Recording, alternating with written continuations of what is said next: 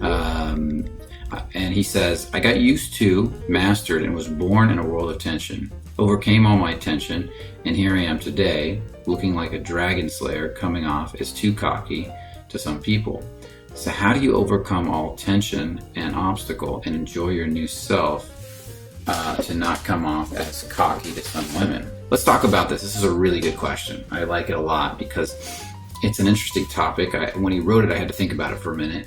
And when you think about the emotions, there's two distinct emotions that handle tension well. One is pride. With pride, cockiness, arrogance, you can step into a lot of tension. But the next one beyond that is courage. With courage, you can step into even more tension more powerfully. And so when you're stuck in pride and you're overly cocky to the point where you're pushing people away, the next step would be to step into your courage and start learning. Yeah, there we go. So courage is win-win, and pride is typically win-lose, okay? So when you have a lot of pride in your nervous system, what I'd recommend is that you start welcoming more courage. So there's this idea that in pride that there has to be a winner and a loser. That's cockiness, that's arrogance. Yeah, I got this, I got you. I'm better than you, I'm better than that person, I'm cocky, I'm arrogant. And courage, it's, yeah, I can handle this and you can handle it too. If I can do this, you can do this. Come on, let's do it. It's like building everybody up.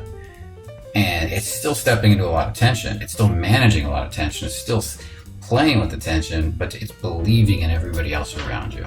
So I want you to welcome this sense of courage. And it's one step up from pride. Now, pride is very slippery.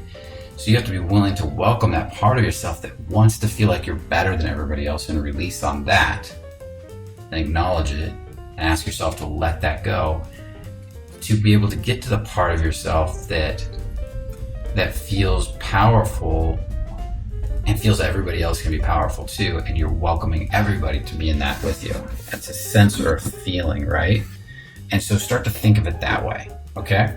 It's really simple change, and it's more of a, in my opinion, it's more of a leader quality, where pride is more of a, I got this, I'm better than everybody else quality.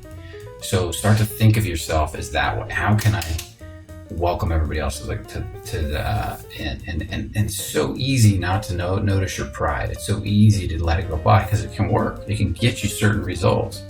But you're going to notice you step up one more notch from pride, that's going to get you even better results. You're going to look more powerful. Think about athletes. You'll see a lot of athletes that come from this pride energy. I'm better than you, I can beat you.